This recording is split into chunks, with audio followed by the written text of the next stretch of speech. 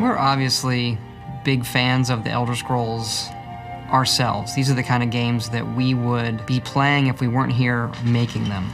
This is the whole important part. This is the frothing, or as we say here, making a potion. That's how we make potions in Skyrim. There are about 30 or 40 of us. We've been together for over 10 years at Bethesda Game Studios. These are the same leads that were working on Morrowind, Oblivion, and this is their third Elder Scrolls game with Skyrim.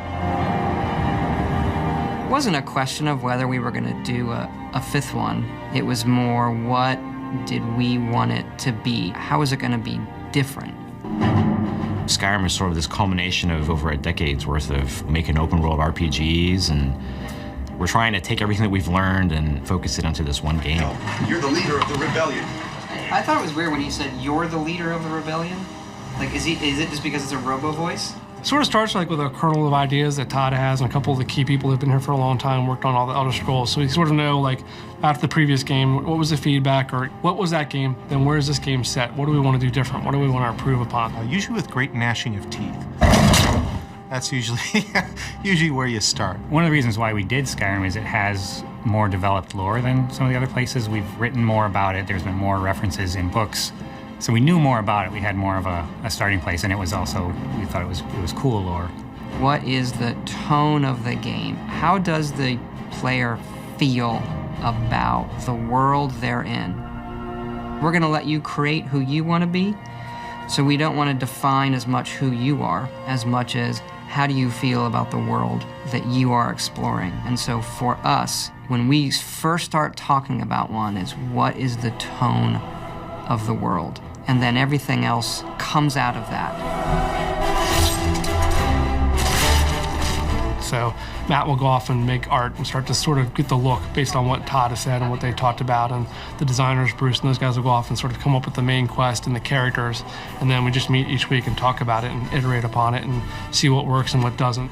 Oblivion, the last game we did in the Elder Scrolls universe, was a very core fantasy where the area it was set in, Cyrodiil, was very much all races, all ethnicities, all cultures, all, you know, it tried to be a little bit of everything.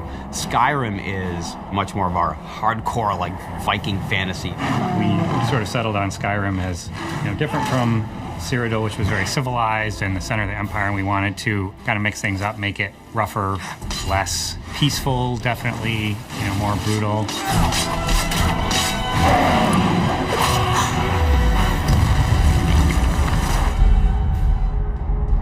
Skyrim starts the way every Elder Scrolls game starts.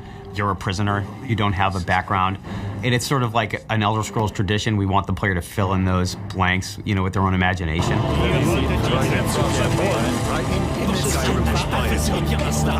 Elder Scrolls especially, we give you, you're a blank slate. And we've wiped your history clean and you're free to make your story as you wish. And in this particular case, you're being led to your execution. And the execution is interrupted by a dragon attack. And you were a criminal and you were accused of some crime, but it's like, what is this other stuff going around? There's this weird civil war going on. And there's a lot of tension in the world. And in Oblivion, you weren't the person that saved the world. You helped the person save the world. But we definitely knew, like, this is Skyrim, you know, the land of the barbarians. We want you to feel like, you know, the Nord hero here.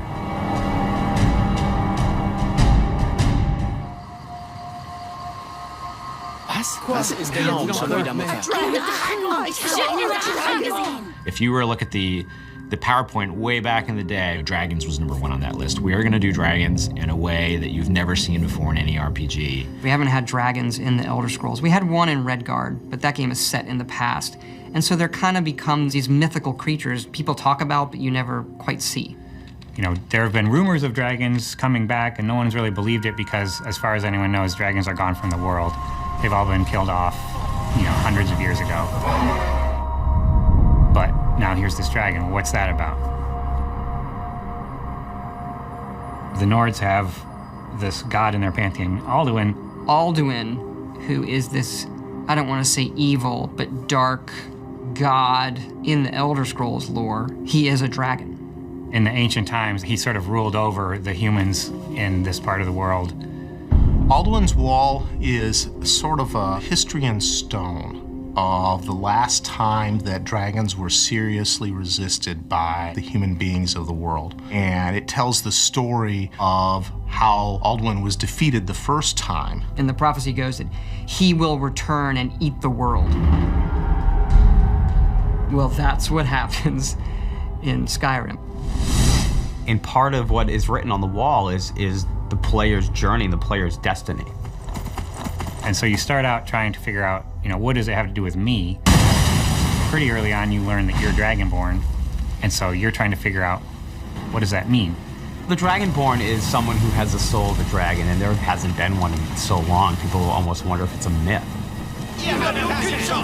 Dragonborn is that's something where it gets really kind of metaphysical, we don't want to define it too much. That's what we do want it to be. Well, how does that work? You show up and you start exhibiting these powers, and people are like, oh my God, could it be true? Is this the Dragonborn? Does this person have the voice, the Thuum, this power of old? And if so, what does that mean? And what it really comes down to mean is anointed by the gods with the soul of a dragon. This is something that, once every few generations, you have someone who's born with this ability. So you as the Dragonborn, you must resolve the problem with the dragons. You must find out what it is they're back here for, and you have to take this head on.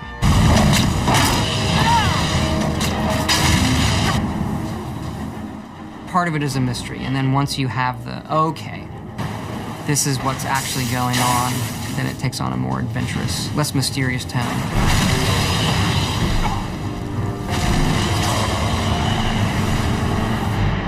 Like a lot of game story ideas, it comes in little fits and spurts, and it starts with something simple and starts to grow into something more elaborate, and finally you take away some of the excess and you're left with something rather clean. For us, it started with a very simple concept of dragons. If we're going to do dragons, we need to do dragons right, because it's a big deal. This isn't something you can just, oh yeah, there's another creature like a bear walking around in the woods. Part of our challenge was to make the dragons familiar without being 100% cliched.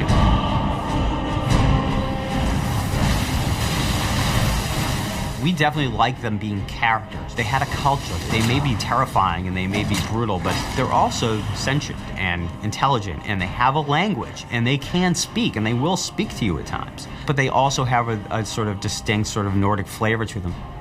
And they're big. We wanted the dragon to feel very majestic, so we were looking at, well, how do eagles soar and that sort of thing. But on ground, we wanted them to be a little bit more primal and reptilian in nature. A lot of it is analyzing real-world analogs. So we'll look at bat footage, we'll look at bird footage. It's trying to research so that we're not making a fantastical creature be unbelievable. It may be a fantastical creature, but it still has to feel like it has weight. It still has to feel like it could exist in this environment. Trying to make dragons feel authentic is, for us, more important than making them feel unique, special, and completely and utterly different. You make the experience of it feel so real that that's what becomes important. The authenticity is what matters to us.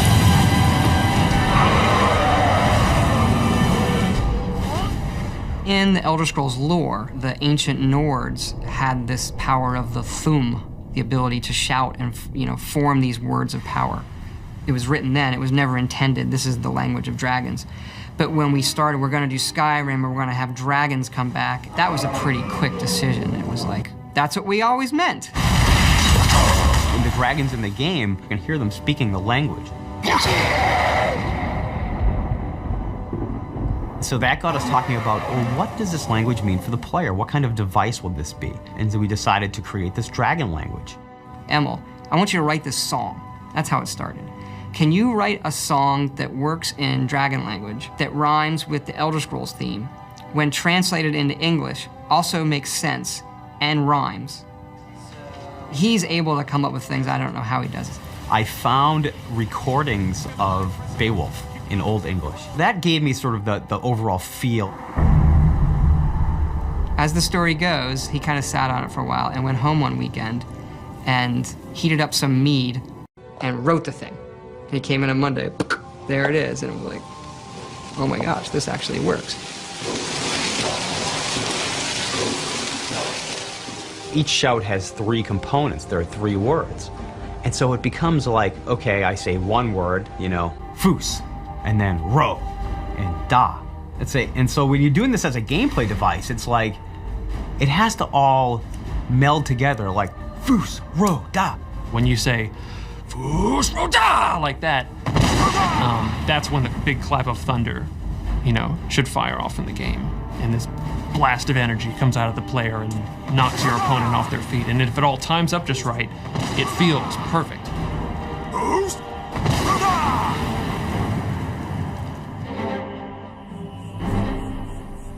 You have these walls where you learn the words of power usually, and they are these ancient writings of the Nords who knew the language. One of our concept artists, Adam, come up with like the visual, you know. Todd was directing him, it's like, no, it's gonna look like, you know, if the dragons had clawed it into the stone. So it's very jagged looking. And he decided, well, all right, the dragon has this many claws, it probably uses its thumb claw as like a rotation point, and then he started sketching out different scratch patterns, and eventually that became the language.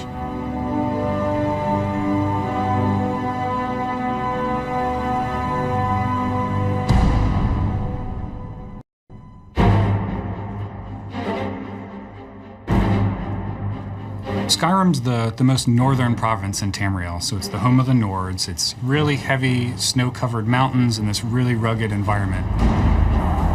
Really one of these like large, craggy features that erupt out of the ground, giving you these kind of dramatic, sheer visuals and vistas to walk and travel through. The world is our main character. Even though you're playing somebody, we have these NPCs, we have a story, the main character of the game is the world, the province of Skyrim. So the world in this region really defines the entire look of the game. What creatures live there and what alchemy plants grow there. So we come up with a set of foliage that grows in each region, different color palettes, different lighting, different weather, and then make sure that transitions well between the different regions, but then still fits in with the overall aesthetic of the world. What makes our RPGs different is the amount of time we spend just building the world and thinking about, as you walk through the game, what are you going to see when you walk into town? You know, what are you going to be able to pick up? What are you going to be able to craft? What are you going to be able to eat? All of the little things in that are what we obsess over. You could say, well, what effect does that have on gameplay? Let's not overthink it, that's just neat. But they become the key thing that makes you feel that this is all real for the moment I'm in it. We kind of call it cluttering the world. You can go into a house and steal all the guy's mead. And, you know, that's fun. That was a game you just decided to go do. I want to touch everything and do it and stare at these bushes that have all been individually modeled and what do their flowers look like, and then you can pick the flowers off and they come off and you can eat them and they do things to you and you can mix them into potions. It makes a sense of believability to the world. So you really see how people live in it and what they're doing. And a lot of the story is just told by the clutter or the environment that is just built around that character. There is so much stuff in the game. It is an orders of magnitude larger and has more things in it than we've ever done. It's not enough for us just to create one large city. We're going to do 5. It's not enough for us to do a few farms or a few places of interest. We're going to do 500 hand-placed things for you to look at in the world. And we're going to keep adding, we're going to keep playing, we're going to keep adding. We're adding up until the end. When you come out of that first dungeon and you see this huge open valley of pine trees and clouds and these giant mountains like we haven't been able to do in any previous Elder Scrolls game, that part is really special. That's kind of the first part where we're like, yeah, that's what Skyrim's all about. This big, huge, rugged, open world, and you can kind of go wherever you want in it. You're the leader of the rebellion. And if they capture you, oh guys, where are they taking us? I can go. Yeah, did you see that, Josh? What is this? Oh no! Like everything else, like the plants and the people, we treat the creatures the same, that they live in this world. Mammoths and giants. Probably the coolest, because you can actually get kind of close to them. You can walk up, as long as you don't get too close, you can walk up and watch them sort of move on by like a slow herd. If you mess around with them, it's not going to be pretty. They're very powerful. Some of the principal villains in the game would be the Draugr. These are sort of mindless undead creatures. Have archers, porkers, who are these seals. A cool one that people haven't really seen before is the Falmer. These are another type of elf in Elder Scrolls lore. In Skyrim, the idea is that they've lived underground for a long time, so long that their eyes have all grown over. We have Hagravens. She's a really powerful magic user. Which are evil witches who have decided to trade some of their humanity for all kinds of evil magical powers. One of my favorites in concept and execution are these ice wraiths. There's a line in lore that Nords, when they come of age, will go fight an ice wraith. But we didn't really know what an ice wraith looked like. So we didn't want to do just a typical ghost specter thing. So we worked with one of the concept artists, and he had this idea for this really cool serpentine crystalline ice creature. And they move on the wind. That's the kind of thing that feels more unique to this game. They're pretty terrifying.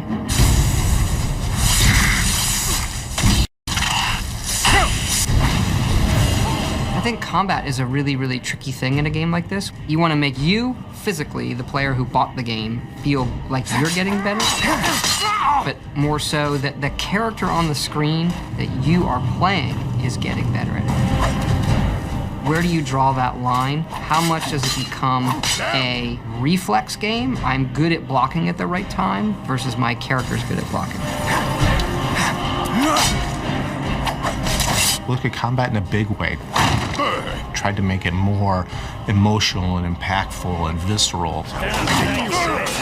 Have the player moving around more and be moved around more rather than just be kind of static. I mean, a lot more action-oriented, and that always presents a lot of challenges because it actually involves a lot of math and timing to make it fluid and fun, and a lot of iteration. We did spend a lot of time just, taking a mace and hitting fake guys in the head on the screen until it, punchier. Oh, now you're going too far, it looks too silly. Okay, pull back. If we can succeed at, here comes a wolf, and I take an axe and I plant it in his head and he dies, and I take his hide. Like if that, just something that simple, you feel like, yeah. You feel good about it, then when we're fighting giants or dragons, that's much easier.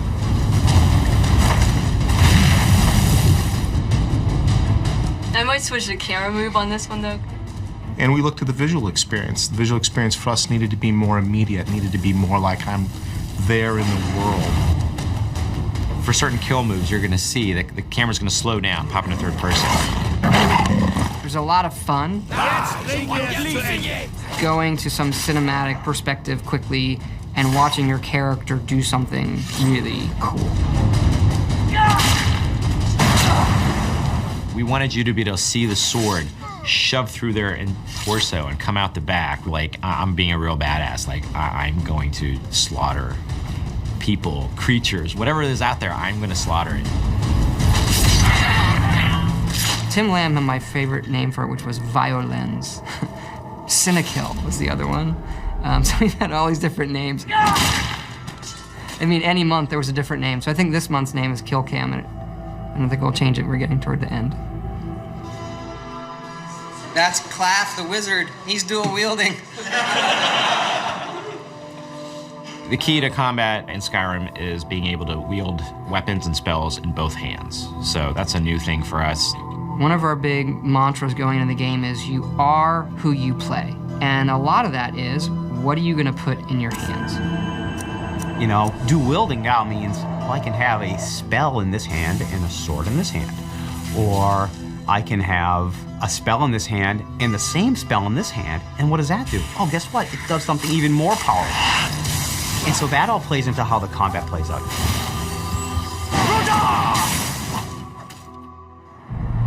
So this is the final state where the beams fade away? And then this was the current test of the Skull Corruption cast.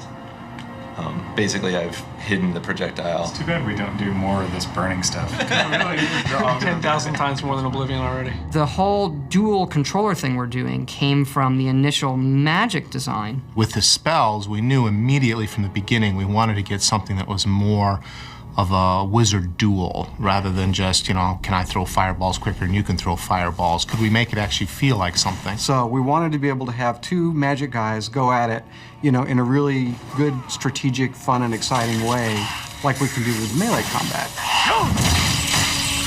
We've also added new ways for the spells to be delivered. And so the way we treat fire now is it hits and it spreads, and it can spread a bit and do damage, and you can actually just take your fire spell and lay it on the ground, let guys run through it. And we really spent a lot of time, you know, focusing on magic this game, you know, just a ton more effort into, you know, all the unique spells and their visuals. The area effect is in, the casting art is in. With the magic system added to the mix here in Skyrim, almost a third of the gameplay is involving special effects being thrown at people. That's what I always imagined this room to be like, especially when the wizards start going with their spells. Forget the numbers and how much it kills guys. A lot of times you find a new spell and no one's around, you set it off. No, your damage resistance is determined by your armor and your perks and other stuff that might fold into that.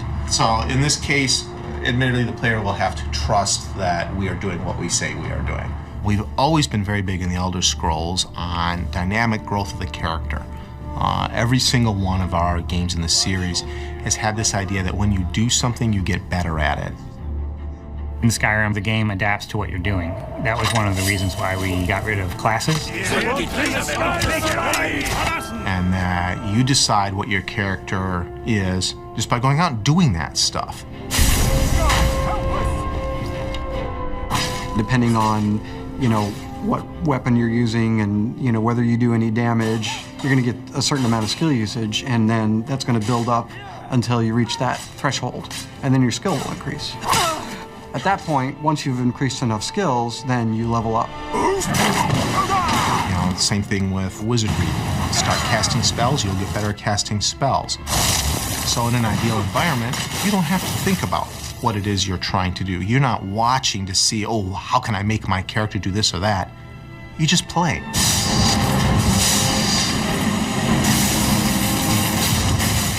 And the game responds. The game responds by letting you become those things.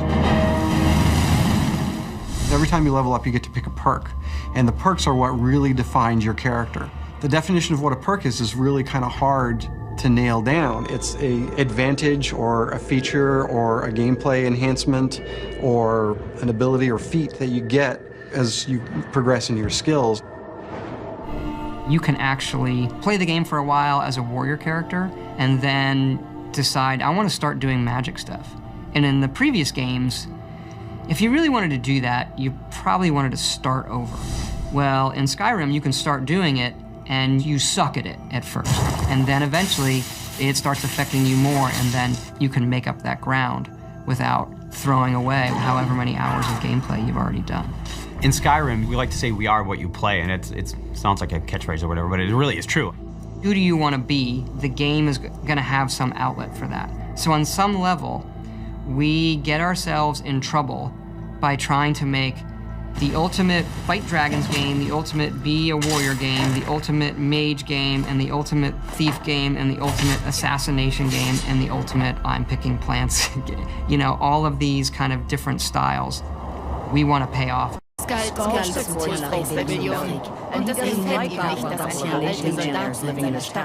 Be responsive to things the player does. When you do something in the game, we want the game to recognize it and respond appropriately to you.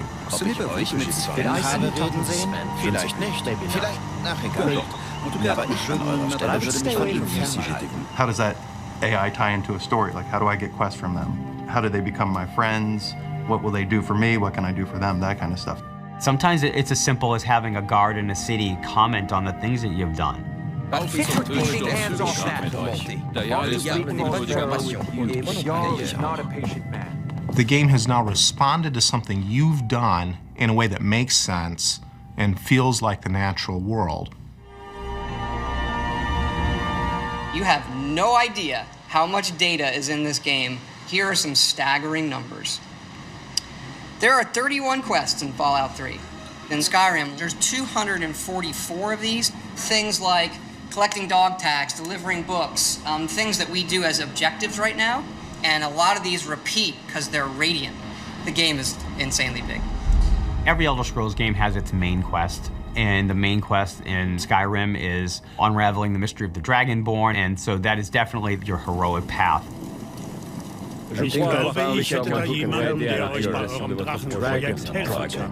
For us, when we make a good story, we know we've done it when the player is the agent. Yes, I must use someone to finish something for me. Well, when I say fetish, I really mean delve into dangerous ruin in search of a stone tablet. If we pose an interesting problem, and then we let the player solve it in whatever way he deems fit, that's going to make the cool, interesting story. If you decide not to do the main quest, there are different quest lines. My favorite quest line is the Dark Brotherhood quest line. The Dark Brotherhood is the Assassin's Guild. They do this secret ritual ceremony to summon the Dark Brotherhood. And when you join the Dark Brotherhood, you're one of the guys who shows up and goes, who do you need killed? What do you need? I just think that's just really awesome. We have this open-ended simulation. The games sort of offer this word sort of redemption, where, okay, I'm gonna play as a bad guy and do all this bad stuff. I'm gonna join the Dark Brotherhood and, you know, maybe join the Thieves Guild and do scummy stuff. You know what? Then I'm gonna do the main quest, which is more honorable. And then because you're put in these situations where you're sort of the good guy, you start to feel like that.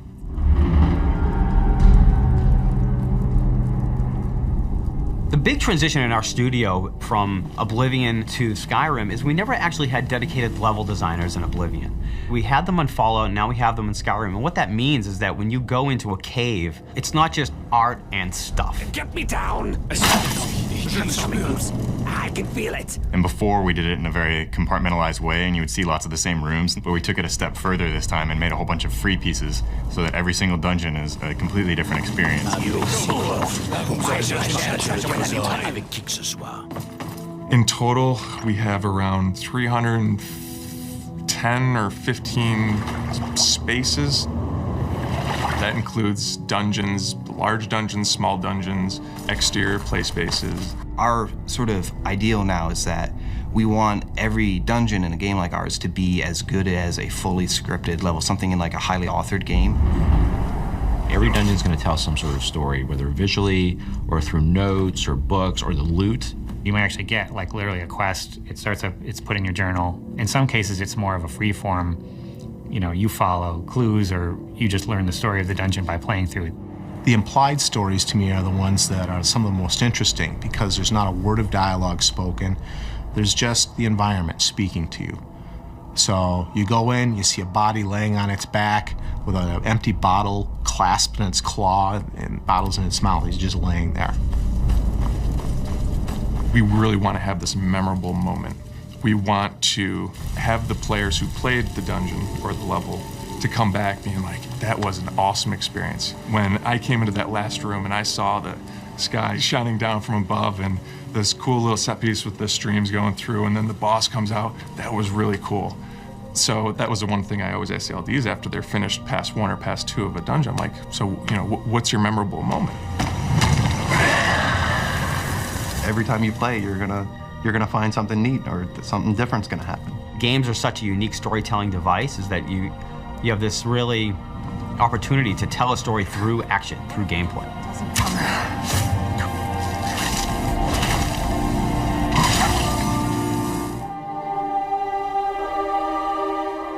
Character animation is something we really wanted to improve upon from our previous games. There are thousands of animations for the players and NPCs alone, not to mention all the animations for all the creatures. The challenge to making a character in the game, an NPC, feel like they're real, like they're really there, is a tough nut. And part of that is because you and I see people every day. We are intimately versed in what a real person is. This is not a mystery to us. I have no idea what an undead guy is like. So what I need to do to make him feel convincing pales in comparison to what I need to make a person feel convincing.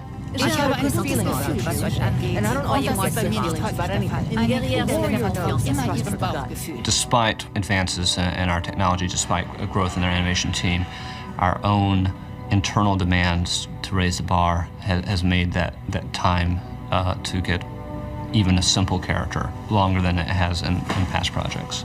The biggest challenge, I would say, is to create a pretty wide-ranging assortment of characters and yet keep them within a normal realm, using as few assets as possible and dealing with any kind of technical issues. It was definitely quite a challenge.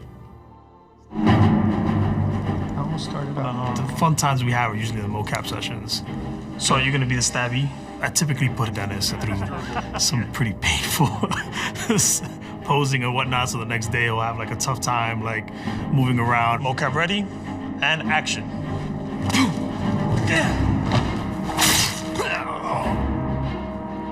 One of the things that we do a lot is kind of leave like messages and pranks on each other. Rick killed me yesterday, you know, that mocap session was too much. And action.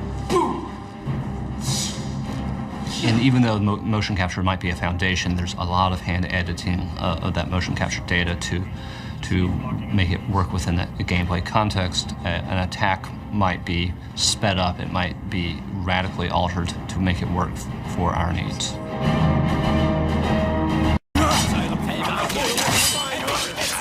I think the best NPCs, you can tell a lot about them from the voiceover. I've been thinking. That little bit of writing and how they say hello is, I think, like one of the hardest things to do.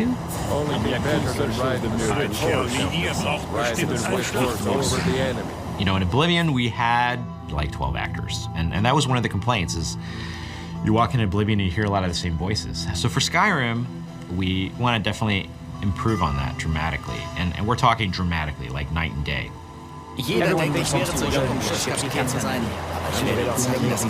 And in this game, we have 70+ actors doing over 110 roles. A lot more than we've ever had. You know, it was for about 4 to 5 weeks, 3 voice studios working simultaneously. Let's see if we can get people trying a quote-unquote Nordic accent. You've come all the way to Skyrim. You're at the tip of the continent here. The guys are big and burly and have beards. The women are big and burly and have beards. And everyone's handy with an axe. And it's a fine line of what sounds good and what sounds like ridiculous. And so we spent a lot of time casting. We have some great actors. 9 again on our take 9. It's a good thing. Some of the more specific names we have on here: Max von Sydow, Joan Allen, Linda Carter, Christopher Plummer, who I've wanted to put in a game forever. You know the ancient Nord word for war? Season unending. And so it has proved. They were perfect for the part to begin with, and I think everybody had a really good time. I can make them. Thank you, sir. And now 22, we're moving on to a different They bring a resonance to their roles when they talk that you can write like the cheesiest line, and wow, that sounds great coming out of his mouth. Begone, before even my philosophy is tested beyond the breaking point. We are men of peace, and you are not.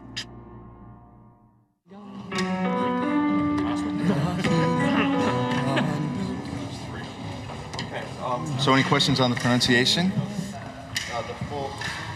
Let's try it. 5, 6. I had this idea that the music for Skyrim would be the Elder Scrolls theme, but sung by a barbarian choir. So I called Jeremy Soule, who does our music. I mean, this is in 2006. Jeremy, I hear the Elder Scrolls theme as sung by a barbarian choir. Okay, how are we gonna do that? I don't know.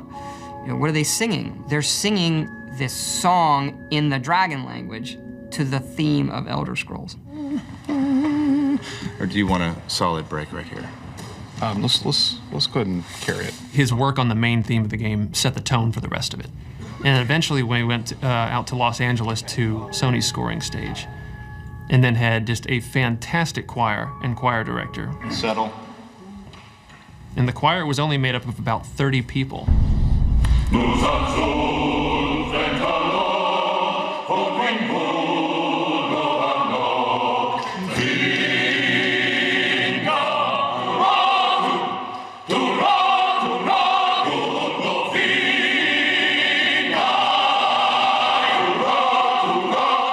art director would kind of whip them up into more of a frenzy, emphasizing this Nordic feel the whole time. So they're dun dun dun dun dun dun dun dun. You know, you really pound on every downbeat. And what they would do is just do 3 passes on each verse of the song. Now you've got the sound of 90 people singing this thing in this massive hall. You take a break from it, and you come back, you still get the hairs raising on your neck every time they come to the big chorus.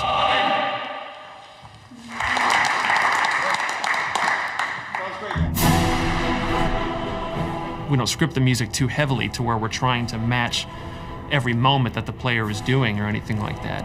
And it has a weird way of justifying itself to you. You feel like this big sweeping score as I'm rounding this bend and seeing this mountainous valley view is playing for you.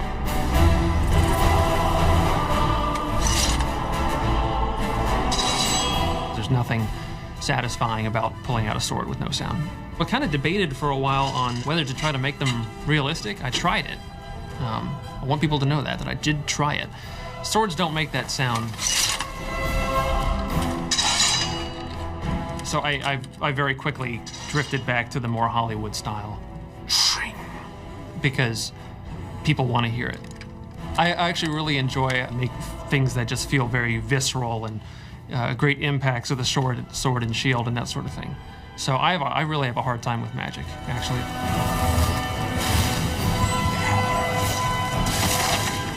Like a calm spell, say. What do? Play the sound of someone going, shh, calm. And so I have a hard time with those. I just try version after version, and chances are the one you hear in the game is the last one I did before we ran out of time. Hey.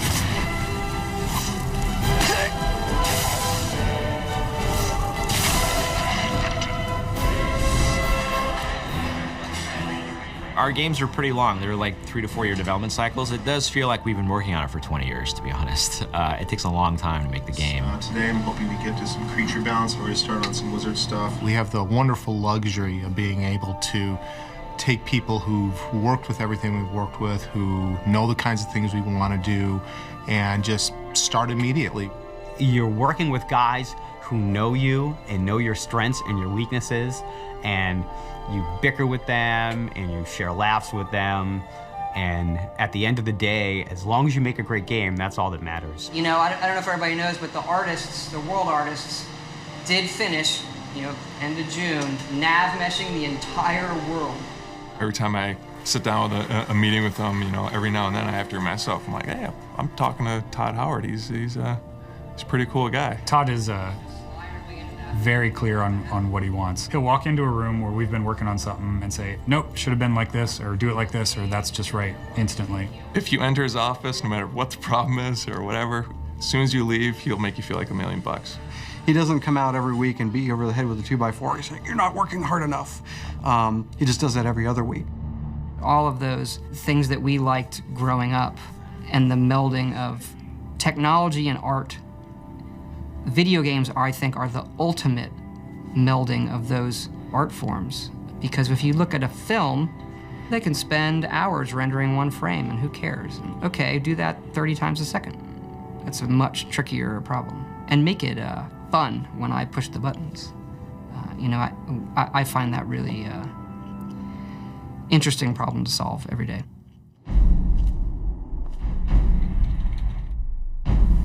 The beauty of making an open world game is you can choose your entertainment to be what you want it to be.